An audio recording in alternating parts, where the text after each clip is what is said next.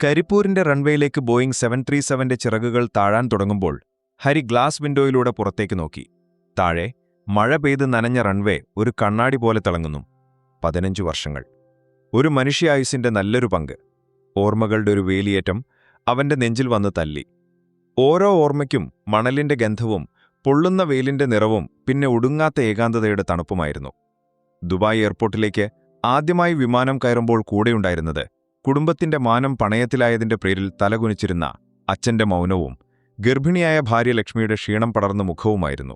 വീടിന്റെ ഉമ്മറപ്പടിയിൽ ചാരി നിന്ന് ഒന്നും മിണ്ടാതെ പക്ഷെ എല്ലാം പറയുന്നുണ്ടായിരുന്ന അമ്മയുടെ രൂപം ഇന്നും മനസ്സിലുണ്ട്. പോയി വരാമെന്ന് പറഞ്ഞപ്പോൾ അധികം വൈകിക്കല്ലേ മോനെ എന്നു മാത്രം അവർ പറഞ്ഞിരുന്നു. ആ അധികം എന്നത് 15 വർഷമാകുമെന്ന് അന്ന് ആരും കരുതിയില്ല.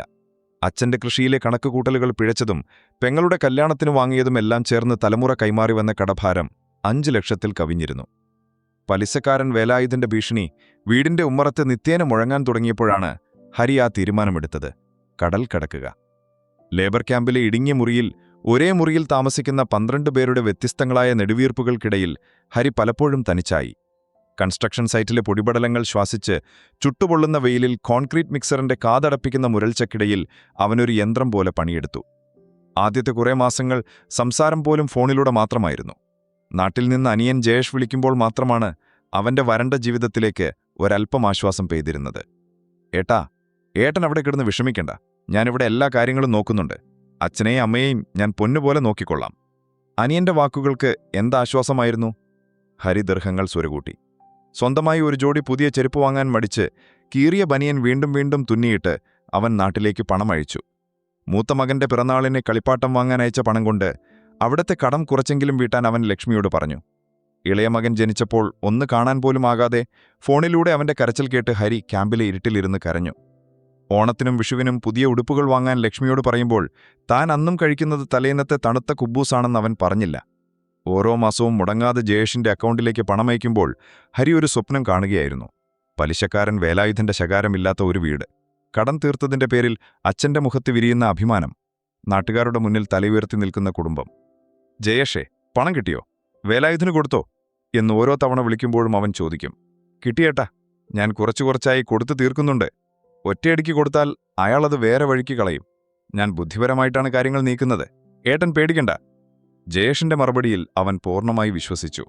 അനിയനല്ലേ, തനിക്കുവേണ്ടി കഷ്ടപ്പെടുന്നവനല്ലേ. നാട്ടിൽ ഹരി അയച്ച പണം ആദ്യ ഗഡുക്കളായി വേലായുധന് കൊടുത്തപ്പോൾ തന്നെ ജയേഷിന്റെ മനസ്സിൽ ഒരു ചിന്തയുടലെടുത്തിരുന്നു: ഹരി എന്തായാലും പണം അയക്കും. ഈ പണം കൊണ്ട് ടൗണിലൊരു മൊബൈൽ കട തുടങ്ങിയാൽ ഇതിലും വേഗം പണമുണ്ടാക്കാം. പലിശ മുടങ്ങാതെ കൊടുത്താൽ മതിയല്ലോ. ആ ചിന്ത ഒരു ദുരാഗ്രഹമായി വളർന്നു. അവൻ പലിശ മാത്രം നൽകി. മുതലെടുത്ത് സ്വന്തം ബിസിനസ് തുടങ്ങി. ഏട്ടനോട് കടം വീട്ടി തീർക്കുന്നു എന്ന് കള്ളം പറഞ്ഞു. അവസാനത്തെ ഗഡുവും അയച്ചു കൊടുത്ത ദിവസം ഹരി ആ മുറിയിൽ വെച്ച് സന്തോഷം കൊണ്ട് കരഞ്ഞു. 15 വർഷത്തെ തപസ് ഫലം കണ്ടിരിക്കുന്നു. ഇനി മടക്കയാത്രയാണ്. കടങ്ങളില്ലാത്ത, ബാധ്യതകളില്ലാത്ത നാട്ടിലേക്ക്, സ്വപ്നങ്ങളിലേക്ക്. വിമാനം റൺവേ തൊട്ടപ്പോൾ അവന്റെ നെഞ്ചിടിച്ചു. എയർപോർട്ടിന് പുറത്തിറങ്ങിയ ഹരിയെ കാത്ത് ബന്ധുക്കളുടെ ഒരു ചെറിയ ആൾക്കൂട്ടം തന്നെയുണ്ടായിരുന്നു. ആൾക്കൂട്ടത്തിനിടയിൽ പുഞ്ചിരിയോടെ നിൽക്കുന്ന ജയേഷിനെ അവൻ കണ്ടു. അവന്റെ തോളിൽ തട്ടി ഹരി പറഞ്ഞു: നീയാകെ മെലിഞ്ഞല്ലോടാ. അതൊക്കെ ഈ ശരിയാവും. ജയേഷ് ചിരിച്ചു. ലഗേജുകൾ എടുത്ത് അവർ പാർക്കിംഗ് ഏരിയയിലേക്ക് നടന്നു. അവിടെ വെളുത്ത നിറമുള്ള ഒരു പുതിയ കാർ കിടക്കുന്നു. ഇതാരുടെ വണ്ടിയാ? ഹരി കൗതുകത്തോടെ ചോദിച്ചു. നമ്മുടെ തന്നെ ഏട്ടാ. ഞാനൊരു ചെറിയ ബിസിനസ്സൊക്കെ തുടങ്ങി, അതിൻ്റെ ഒരു വളർച്ച. ജയേഷ് അഭിമാനത്തോടെ പറഞ്ഞു. ഹരിയുടെ നെഞ്ച് സന്തോഷം കൊണ്ട് നിറഞ്ഞു. അനിയനൊരു നിലയിലെത്തിയല്ലോ. താൻ കഷ്ടപ്പെട്ടതൊന്നും വെറുതെ ആയില്ല. വീട്ടിലേക്കുള്ള യാത്രയിലുടനീളം ജയേഷ് നാട്ടിലെ വിശേഷങ്ങൾ പറഞ്ഞു. അവന്റെ ബിസിനസ് വളർന്ന കഥ, പുതിയ സൗഹൃദങ്ങൾ, നാട്ടിലെ മാറ്റങ്ങൾ. ഹരി എല്ലാം തലകുലുക്കി കേട്ടു. അവന്റെ കണ്ണുകൾ വഴിയോര കാഴ്ചകളിലായിരുന്നെങ്കിലും മനസ്സ് മുഴുവൻ വീട്ടിലായിരുന്നു. വീടിന്റെ ഗേറ്റ് കടന്ന കാർ മുറ്റത്ത് നിന്നപ്പോൾ അവന്റെ ഹൃദയം നിലിച്ചുപോകുമെന്ന് തോന്നി. പഴയ ഓട്ടിട്ട വീടിന്റെ സ്ഥാനത്ത് മനോഹരമായ ഒരു ഇരുനില വീട്. ഉമ്മർത്ത് അവനെ കാത്ത അമ്മയും അച്ഛനും നിൽക്കുന്നു. ഓടിച്ചെന്ന ആ കാലുകളിൽ വീഴുമ്പോൾ വർഷങ്ങളായി അടക്കിവെച്ച സങ്കടങ്ങളെല്ലാം കണ്ണുനീരായി പുറത്തേക്കൊഴുകി. അച്ഛന്റെ ചുക്കിച്ചുളിഞ്ഞ കൈകൾ അവന്റെ തലയിൽ തലോടി. വന്നല്ലോ എന്റെ മോൻ. ആ ശബ്ദം ഇടറിയിരുന്നു. ജയേഷിന്റെ മിടുക്ക, അവൻ നോക്കിയാ ഈ വീട് പണിതത്, അമ്മ പ്രഭമായി പറഞ്ഞു. ഹരി ജയേഷിനെ നോക്കി ചിരിച്ചു. ലക്ഷ്മിയുടെയും മക്കളുടെയും മുഖത്ത് പറഞ്ഞറിയിക്കാനാവാത്ത സന്തോഷം. 15 വയസ്സുകാരനായ മൂത്ത മകൻ അപരിചിതത്വത്തോടെ അരികിൽ നിന്നു. അവൻ പോകുമ്പോൾ ഉടുതുണിയില്ലാതെ നടന്ന മകനാണ്. ഇളയ മകൻ, അവൻ ഗൾഫിലായിരുന്നപ്പോൾ ജനിച്ചവൻ. ലക്ഷ്മിയുടെ സാരിത്തുമ്പിൽ പിടിച്ച് ഭയത്തോടെ അവനെ നോക്കി. ഹരി അവരെ നെഞ്ചോട് ചേർത്ത് പിടിച്ചു. അച്ഛനാടാ എന്ന് പറഞ്ഞപ്പോൾ അവന്റെ ശബ്ദം മുറിഞ്ഞു. ഈയൊരു നിമിഷത്തിനു വേണ്ടിയായിരുന്നു താൻ ഇത്രകാലം ജീവിച്ചത്. ആദ്യത്തെ കുറച്ചു ദിവസങ്ങൾ ഒരു ഉത്സവം പോലെയായിരുന്നു. വീട്ടിൽ സന്ദർശകരുടെ പ്രവാഹമായിരുന്നു. എല്ലാവർക്കും ഹരിയെ കാണണം, ഗൾഫ് വിശേഷങ്ങൾ കേൾക്കണം. ജയേഷ് ഒരു നിഴല് പോലെ കൂടെയുണ്ടായിരുന്നു. എല്ലാ കാര്യങ്ങൾക്കും ഓടി നടന്നു. അവന്റെ കാര്യക്ഷമത കണ്ട് ഹരിക്ക് അഭിമാനം തോന്നി. ഒരു ദിവസം രാത്രി എല്ലാവരും ഉറങ്ങിയ ശേഷം ഹരി ലക്ഷ്മിയോട് ചോദിച്ചു, നമ്മുടെ കടമൊക്കെ തീർന്നില്ലേ ലക്ഷ്മി? വേലായുധന്റെ ശല്യമൊന്നും ഇപ്പോഴില്ലല്ലോ?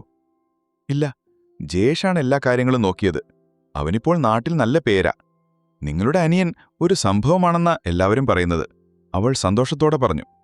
ഹരി കണ്ണുകൾ അടച്ചു കിടന്നു. മനസ്സ് ശാന്തമായിരുന്നു. അടച്ചു തീർത്ത കടത്തിന്റെ ആശ്വാസത്തിൽ അവൻ 15 വർഷങ്ങൾക്ക് ശേഷം ആദ്യമായി സമാധാനത്തോടെ ഉറങ്ങി, വരാനിരിക്കുന്ന കൊടുങ്കാറ്റിനെക്കുറിച്ച് അറിയാതെ.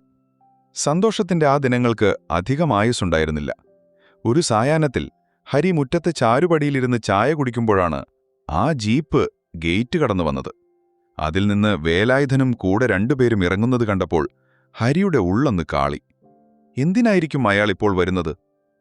വേലായുധൻ നേരെ ഹരിയുടെ അടുത്തേക്ക് വന്നു. ആ മുഖത്ത് പഴയ പുച്ഛം നിറഞ്ഞ ചിരിയുണ്ടായിരുന്നു. ഹോ, ഗൾഫുകാരനെത്തിയോ? ഞാൻ വിവരമറിഞ്ഞു. എന്നാൽ പിന്നെ കാര്യങ്ങൾക്കൊരു തീരുമാനമുണ്ടാക്കാമെന്ന് കരുതി, വേലായുധൻ പറഞ്ഞു.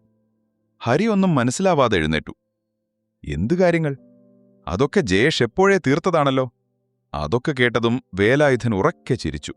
ആ ചിരി കേട്ട് അകത്തുണ്ടായിരുന്നവരെല്ലാം പുറത്തേക്ക് വന്നു. തീർത്തെന്നോ? നിന്റെ അനിയൻ എന്നെ നാളെ വാ, മറ്റന്നാൾ വാ എന്ന് പറഞ്ഞ് കറക്കാൻ തുടങ്ങിയിട്ട് കൊല്ലം 10 ആകുന്നു. പലിശ മുടങ്ങിയപ്പോൾ ഞാനത് മുതലിൽ കൂട്ടി. അതിന്റെ പലിശയായി. ഇപ്പോൾ മുതലും പലിശയും പലിശയുടെ പലിശയും എല്ലാം കൂടി കൂട്ടി ഒരു 15 ലക്ഷം കാണും. നീ വന്ന സ്ഥിതിക്ക് ഒരാഴ്ച സമയം തരാം. പണം എന്റെ കയ്യിലെത്തിക്കണം. ഇല്ലെങ്കിൽ...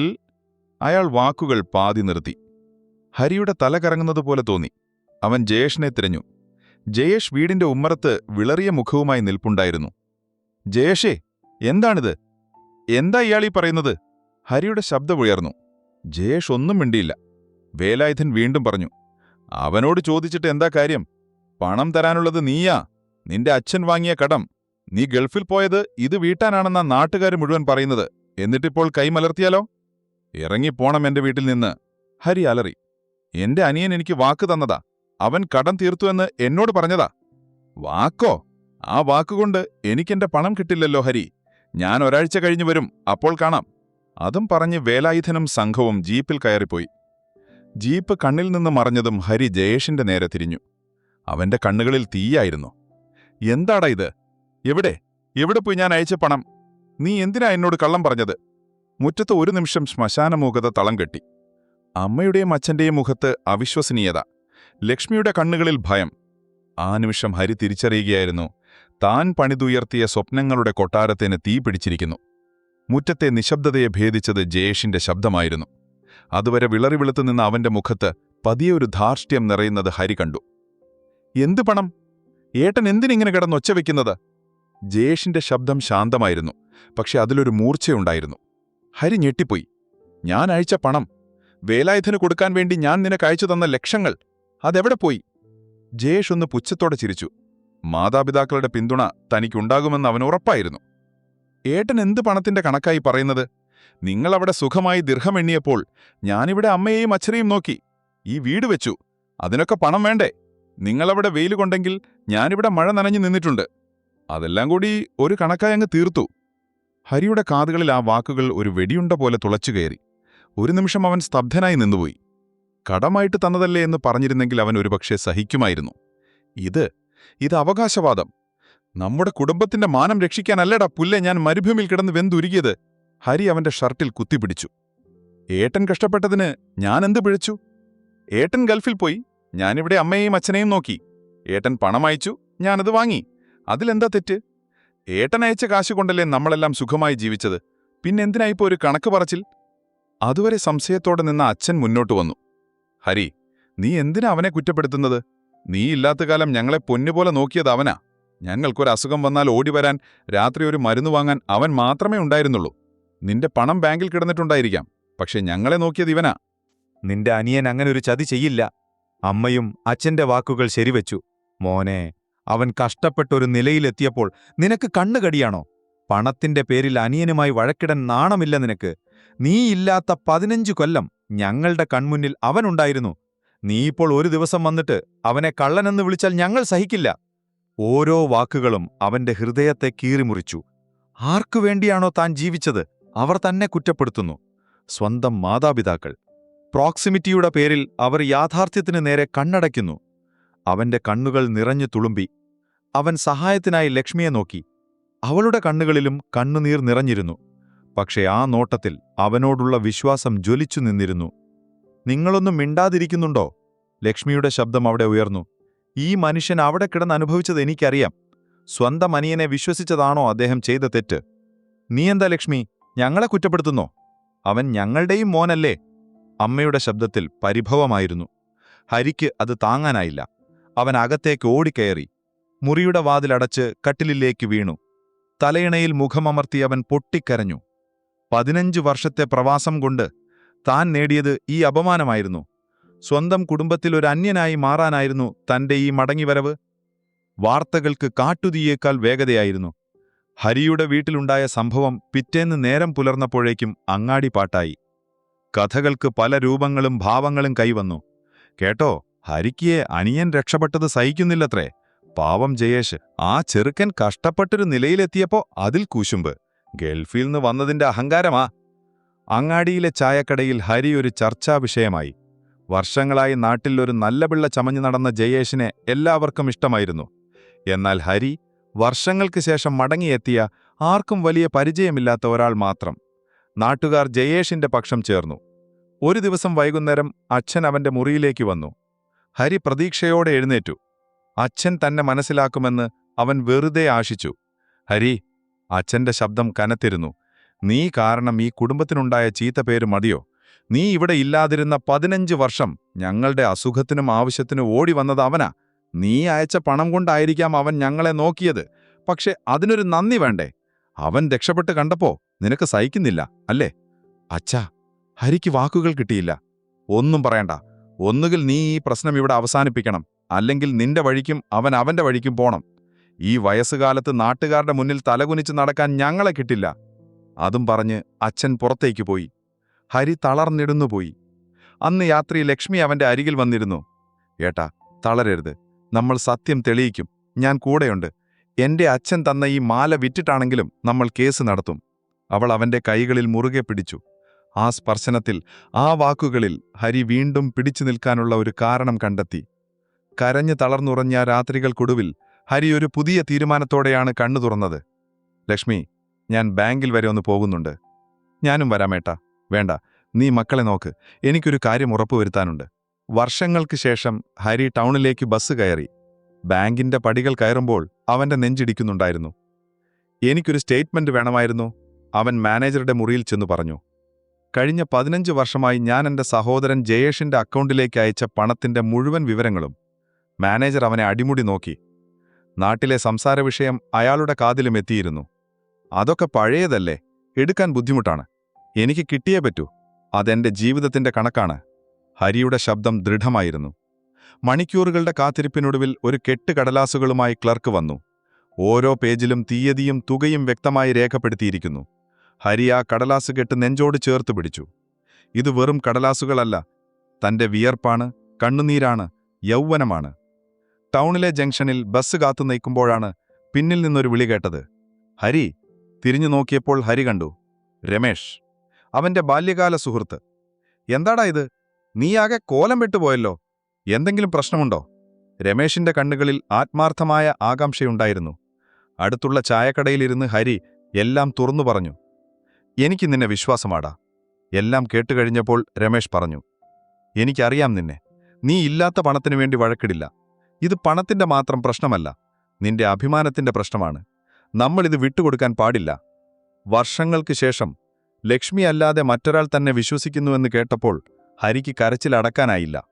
രമേശിന്റെ ഉപദേശപ്രകാരം അവർ അഡ്വക്കേറ്റ് ശ്രീധരനെ കണ്ടു. എല്ലാം കേട്ട ശേഷം വക്കീൽ പറഞ്ഞു, ഹരി, കാര്യങ്ങൾ അത്ര എളുപ്പമല്ല. ഈ സ്റ്റേറ്റ്മെന്റുകൾ നിങ്ങൾ പണം അയച്ചു എന്ന് തെളിയിക്കും. പക്ഷെ എന്താവശ്യത്തിനാണ് അയച്ചത് എന്ന് ഇതിൽ പറയുന്നില്ല. അതൊരു ബിസിനസ് ലോണായിരുന്നു എന്ന ജയേഷിന്റെ വാദത്തെ ഖണ്ഡിക്കാൻ നമുക്ക് കഴിയണം. നമുക്ക് കൂടുതൽ തെളിവുകൾ വേണം. എന്തെങ്കിലും ഒരു സാക്ഷി. വക്കീലിന്റെ ചോദ്യം രമേശിലാണ് ഒരു മിന്നലുണ്ടാക്കിയത്. പ്രസാദ്? ഏത് പ്രസാദ്? ജയേഷിന്റെ പഴയ കൂട്ടുകാരൻ. ബിസിനസ് തുടങ്ങിയ കാലത്ത് അവന്റെ വലങ്കൈയായിരുന്നു. പിന്നെന്തോ പണത്തിന്റെ കണക്ക് പറഞ്ഞ് തെറ്റിപ്പിരിഞ്ഞു. ചിലപ്പോൾ പ്രസാദിന് എന്തെങ്കിലും അറിയാമായിരിക്കും. പ്രസാദിനെ കണ്ടെത്തുക എളുപ്പമായിരുന്നില്ല. അവൻ നാടുവിട്ട് എറണാകുളത്ത് ഒരു സ്വകാര്യ കമ്പനിയിൽ ജോലി ചെയ്യുകയായിരുന്നു. ഹരിയും രമേശും എറണാകുളത്തേക്ക് ബസ് കയറി. പ്രസാദിനെ കണ്ട് കാര്യങ്ങൾ പറഞ്ഞപ്പോൾ അവന്റെ മുഖം മാറി. എനിക്കറിയാം, അവനൊടുവിൽ സമ്മതിച്ചു. കടം വീട്ടാൻ ഏട്ടൻ ഗൾഫിൽ നിന്നയച്ച പണം കൊണ്ടാണ് അവൻ കട തുടങ്ങിയതെന്ന് അവൻ എന്നോട് പലതവണ വീമ്പ് പറഞ്ഞിട്ടുണ്ട്. ബുദ്ധിയുള്ളവൻ ഇങ്ങനെയാ ജീവിക്കേണ്ടത് എന്നൊക്കെ പറഞ്ഞ് ചിരിക്കും. വേലായുധനെ കാണാൻ പോകുന്നതിനെക്കുറിച്ചും അവൻ പറഞ്ഞിട്ടുണ്ട്. പലിശ മാത്രം കൊടുത്ത് അയാളെ പറ്റിക്കുന്ന കാര്യവും. അതൊരു വലിയ വെളിപ്പെടുത്തലായിരുന്നു. നീ ഇത് കോടതിയിൽ വന്ന് പറയുമോ? രമേശ് ചോദിച്ചു. ഒരുപാട് നിർബന്ധിച്ചതിനു ശേഷം പ്രസാദ് മനസ്സില്ലാ മനസ്സോടെ സമ്മതിച്ചു. സ്വന്തം അനിയനെതിരെ ഹരി കേസ് കൊടുത്തു എന്ന വാർത്ത നാട്ടിൽ പരന്നതോടെ വീട്ടിലെ അവസ്ഥ കൂടുതൽ വഷളായി. അന്ന് രാത്രി അച്ഛൻ കൊടുങ്കാറ്റുപോലെ അവന്റെ മുറിയിലേക്ക് കയറി വന്നു. സത്യമാണോടാ ഞാൻ കേട്ടത്? നീ നിന്റെ അനിയനെതിരെ കേസിന് പോയെന്ന്? ഹരി തലകുനിച്ചു നിന്നു. പണത്തിനുവേണ്ടി കൂടപ്പിറപ്പിനെ കോടതി കയറ്റുന്നോടാ നീ? ഇറങ്ങിപ്പോണം നീ എന്റെ വീട്ടിൽ നിന്ന്. ഈ പടി ഇനി ചവിട്ടരുത്. അമ്മയും ഓടിയെത്തി. മോനെ, അച്ഛൻ പറയുന്നത് കേൾക്കൂ. ഇനി ഇവൻ എന്റെ മകനല്ല. ഇവനും ഇവന്റെ ഭാര്യയും മക്കളും ഇപ്പോൾ തന്നെ ഇവിടുന്ന് ഇറങ്ങണം. ഹരി തകർന്നുപോയി. സ്വന്തം വീട്ടിൽ നിന്ന്, താൻ പണിതുയർത്തിയ വീട്ടിൽ നിന്ന് ഒരു രാത്രി ഇറക്കി വിടപ്പെടുക. അവൻ ലക്ഷ്മിയെയും മക്കളെയും കൂട്ടി കുറച്ചു വസ്ത്രങ്ങൾ മാത്രമെടുത്ത് ആ പടിയിറങ്ങി. പുറത്ത് മഴ പെയ്യാൻ തുടങ്ങിയിരുന്നു. പണത്തിനു വേണ്ടിയല്ല അച്ഛാ. പടിയിറങ്ങുമ്പോൾ അവൻ തിരിഞ്ഞുനിന്ന് പറഞ്ഞു, ഞാൻ ജീവിച്ചിരുന്നു എന്നതിനൊരു തെളിവിനു വേണ്ടിയാ. എന്റെ 15 വർഷങ്ങൾക്കൊരു വിലയിടാൻ വേണ്ടിയാ. നിങ്ങൾക്കത് മനസ്സിലാവില്ല. ആ രാത്രി അവർക്ക് അഭയം നൽകിയത് രമേശായിരുന്നു. കോടതിയിലെ ആദ്യ വിചാരണ ദിവസം വന്നു. ഹരിയും ലക്ഷ്മിയും രമേശും ഒരു ഭാഗത്തും മറുഭാഗത്ത് ജയേഷും. കാഴ്ചക്കാരുടെ കൂട്ടത്തിൽ താൽപ്പര്യമില്ലാത്ത ഭാവത്തോടെ അമ്മയും അച്ഛനും ഇരിപ്പുണ്ടായിരുന്നു. ആദ്യത്തെ സാക്ഷിയായി വിളിച്ചത് പ്രസാദിനെയായിരുന്നു. ശ്രീധരൻ വക്കീലിന്റെ ചോദ്യങ്ങൾക്ക് അവൻ വ്യക്തമായി ഉത്തരം നൽകി. ജയേഷ് ബിസിനസ് തുടങ്ങിയത് ഹരി അയച്ച പണം കൊണ്ടാണെന്നും കടം വീട്ടാനുള്ള പണമാണ് അതെന്ന് ജയേഷ് തന്നോട് വീമ്പു പറഞ്ഞിട്ടുണ്ടെന്നും അവൻ കോടതിയെ അറിയിച്ചു. അടുത്തതായി സാക്ഷിപ്പട്ടികയിൽ പേരുള്ളത് വേലായുധനായിരുന്നു. എല്ലാവരെയും അത്ഭുതപ്പെടുത്തിക്കൊണ്ട് വേലായുധൻ കോടതിയിൽ ഹാജരായിരുന്നു. ജയേഷിന്റെ മുഖം വിളറി വെളുത്തു. വേലായുധൻ സാക്ഷിക്കൂട്ടിൽ കയറി. എനിക്ക് ഹരി പണം തരാനുണ്ട്. അതവന്റെ അച്ഛൻ വാങ്ങിയ കടമാണ്. ആ കടം വീട്ടാമെന്ന് ജയേഷ് പലതവണ എന്നോട് പറഞ്ഞിട്ടുണ്ട്. ഗൾഫിൽ നിന്ന് അവന്റെ ചേട്ടൻ പണം അയക്കുന്നുണ്ടെന്നും അത് കിട്ടുമ്പോൾ തരാമെന്നും അവൻ ഉറപ്പു നൽകിയിരുന്നു. പക്ഷെ അവൻ എന്നെ പറ്റിച്ചു. ജയേഷ് എന്നെ പറ്റിച്ച സ്ഥിതിക്ക് എനിക്കെന്റെ പണം കിട്ടിയാൽ മതി. ഹരിയുടെ അച്ഛൻ വാക്ക് തെറ്റിക്കുന്ന ആളായിരുന്നില്ല. ഈ കടം ഹരിയുടെ പേരിലാ. അവൻ സത്യസന്ധനാണെങ്കിൽ അവനത് തരും. അതിനുവേണ്ടി ഞാൻ സത്യം പറയാം. വേലായുധന്റെ മൊഴി കോടതിയിൽ ഒരു ബോംബ് സ്ഫോടനം പോലെയായിരുന്നു. ജയേഷിന്റെ വാദങ്ങളുടെ എല്ലാം മുനയൊടിക്കുന്നതായിരുന്നു ആ വാക്കുകൾ. ജയേഷ് തകർന്ന് കസേരയിലേക്ക് ഇരുന്നുപോയി. കാഴ്ചക്കാരുടെ ഇടയിലിരുന്ന അമ്മയുടെയും അച്ഛന്റെയും മുഖത്ത് ഭാവമാറ്റങ്ങൾ മിന്നിമറിയുന്നത് ഹരി കണ്ടു. അവരുടെ മനസ്സിലെ വിശ്വാസത്തിന്റെ കോട്ടകൾക്ക് വിള്ളൽ വീണു തുടങ്ങിയിരുന്നു. അവസാന വാദം കേൾക്കുന്ന ദിവസം കോടതി മുറി നിറഞ്ഞിരുന്നു. ശ്രീധരൻ വക്കീൽ തന്റെ വാദങ്ങൾ ഒന്നൊന്നായി നിരത്തി. ഹരിയുടെ ബാങ്ക് സ്റ്റേറ്റ്മെന്റുകൾ, പ്രസാദിന്റെയും വേലായുധന്റെയും മൊഴികൾ. വിധി പറയാനായി ജഡ്ജി എഴുന്നേറ്റു. ലഭ്യമായ തെളിവുകളുടെയും സാക്ഷിമൊഴികളുടെയും അടിസ്ഥാനത്തിൽ ഈ കോടതി ഒരു നിഗമനത്തിലെത്തിയിരിക്കുന്നു. ഹരി തന്റെ സഹോദരൻ ജയേഷൻ അയച്ചുകൊടുത്ത തുക കുടുംബത്തിന്റെ കടം വീട്ടാനാണെന്ന സംശയാതീതമായി തെളിയിക്കപ്പെട്ടിരിക്കുന്നു. ആ വിശ്വാസത്തെ ചൂഷണം ചെയ്യുകയും പണം തട്ടിയെടുക്കുകയും ചെയ്ത ജയേഷ് ഹരിക്ക് നൽകേണ്ട മുഴുവൻ തുകയും 3 മാസത്തിനകം തിരികെ നൽകണമെന്ന് ഈ കോടതി ഉത്തരവിടുന്നു. വിധി കേട്ട് ഹരി കണ്ണുകളടച്ചു. അവൻ ജയിച്ചിരിക്കുന്നു. സത്യം ജയിച്ചിരിക്കുന്നു. അന്ന് വൈകുന്നേരം അമ്മയും അച്ഛനും അവൻ താമസിക്കുന്ന വാടക വീടിന്റെ വാതിൽക്കൽ വന്നു നിന്നു. ആ ഇടുങ്ങിയ മുറിയിലിരുന്നവർ ഒരുപാട് കരഞ്ഞു, മാപ്പ് പറഞ്ഞു. ഞങ്ങൾക്ക് തെറ്റുപറ്റിപ്പോയി മോനെ. ഞങ്ങളുടെ കൺമുന്നിൽ കിടന്ന് അവൻ ഞങ്ങളെയും പറ്റിക്കുകയായിരുന്നു. നിന്റെ അനിയൻ പറഞ്ഞ കള്ളം ഞങ്ങൾ വിശ്വസിക്കൂ. സ്വന്തം മകനെ ഞങ്ങൾ മനസ്സിലാക്കിയില്ല. അച്ഛന്റെ വാക്കുകൾ ഇടറി. ഞാനൊന്നും മിണ്ടിയില്ല. നിങ്ങൾ എങ്ങനെയാ ചാവനെ വിശ്വസിച്ചത്? ഞാൻ നിങ്ങളുടെ മകനല്ലായിരുന്നോ? എന്നെ ആ രാത്രിയിൽ വീട്ടിന് പുറത്താക്കി. ആ വേദന ഞാൻ എങ്ങനെ മറക്കാനാ? നിങ്ങളെന്നല്ലേ വീട്ടിൽ നിന്ന് ഇറക്കിവിട്ടത്? ഈ വീട്ടിൽ നിന്നല്ല, നിങ്ങളുടെ മനസ്സിൽ നിന്നാ. അവിടെ തിരിച്ചു കയറാൻ എനിക്ക് പറ്റുമോ എന്നറിയില്ല. അവന്റെ ചോദ്യങ്ങൾക്ക് മുന്നിൽ അവർക്കുത്തരമില്ലായിരുന്നു. ഞാൻ ക്ഷമിക്കാം. പക്ഷെ മറക്കാൻ എനിക്ക് കഴിയുമോ എന്നറിയില്ല. എന്റെ മനസ്സിലെ മുറിവുണങ്ങാൻ സമയമെടുക്കും. ജയേഷിന് കടയും വീടും വിറ്റ് ഹരിയുടെ പണം തിരികെ നൽകേണ്ടി വന്നു. അവന്റെ ബിസിനസ് തകർന്നു. നാട്ടിൽ തല ഉയർത്തി നടക്കാൻ കഴിയാതെ അവൻ എങ്ങോട്ടോ പോയി. ഹരി ആ പണം കൊണ്ട് വേലായുധന്റെ കടം വീട്ടി. ബാക്കി തുക കൊണ്ട് ടൗണിൽ ചെറിയൊരു പലചരക്ക് കട തുടങ്ങി. കാലം കടന്നുപോയി. ഹരിയുടെയും ലക്ഷ്മിയുടെയും ജീവിതം പച്ച പിടിച്ചു തുടങ്ങി. അമ്മയും അച്ഛനും ഇടയ്ക്കിടയ്ക്ക് അവരെ കാണാൻ വരും. ആ പഴയ സ്നേഹം പൂർണ്ണമായി തിരിച്ചു വന്നില്ലെങ്കിലും ആ മുറിവുകൾ പതിയെ കരിഞ്ഞു തുടങ്ങിയിരുന്നു. ചില കടങ്ങൾ അങ്ങനെയാണ്. പണം കൊണ്ട് അടച്ചു തീർക്കാൻ കഴിഞ്ഞെന്നു വരും. പക്ഷെ വിശ്വാസത്തിന്റെയും സ്നേഹത്തിന്റെയും പേരിൽ ഹൃദയത്തിലുണ്ടാകുന്ന കടങ്ങൾ അതൊരിക്കലും പൂർണ്ണമായി അടച്ചു തീർക്കാൻ കഴിഞ്ഞെന്നു വരില്ല. അത് കാലത്തിന്റെ കണക്ക് പുസ്തകത്തിൽ മായാതെ കിടക്കും. ഒരു നീട്ടലായി, ഒരു ഓർമ്മപ്പെടുത്തലായി.